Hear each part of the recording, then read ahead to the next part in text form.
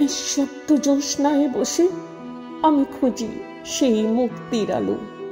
সে আলো চোখে দেখা যায় না, শুধুই অনুভবে অনুভব করি এক অকৃত্রিম শ্রদ্ধা, এক অকৃত্রিম ভালোবাসা। হৃদয় জানে, বোঝে সে কথা, সে আছে। পাখির গান আর বাতাসের গতিবেগে যেন তার নিঃশব্দ ভালোবাসার আগমন। নদীর কলকল শব্দে এক বার্তা ফিরে আসার আহ্বান। লোকারণ্যের ভিড়ে যখনই নিজেকে হারিয়ে ফেলি, তখনই অদৃশ্য ছায়া আস্তে আস্তে ছুঁয়ে যায় অন্তরে। সে ছায়ার কোনো ওজন নেই, কোনো আকৃতি নেই, শুধু আছে এক পৃথিবী গভীরতা। অন্তরের গভীর ডাক সকালের প্রথম রোদের মতো শরীর ছুঁয়ে যায়। এক গভীর মায়ায় আত্মা জাগে, স্নিগ্ধ উদ্দীপনায়।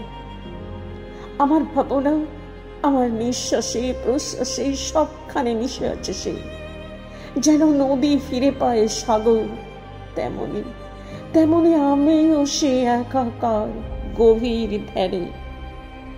মন যেন ছুঁয়ে যায় দূরের তারা, আলো ভেসে আসে পাতার ফাঁকে ফাঁকে। তখন মনে হয় আমি একা নই। নামহীন, রূপহীন, বর্ণহীন, নিরাকার, শুধু আছে পরিচয়। তবু কত আপন। তবু দুটি নদী মোহনার খোঁজে, যেখানে আছে আত্মিক যোগ, নিঃশব্দ প্রেম, অথচ চিরন্তন। আলাদা নয়, আত্মিক বন্ধনে বাঁধা। সে আমার ঈশ্বর, আমি তার ছায়া। সে আমার মহাবিশ্ব, আমি তার আলো। কোনো চিৎকার নেই, গর্জন নেই, আছে নীরব এক সুর আর নীরবতা।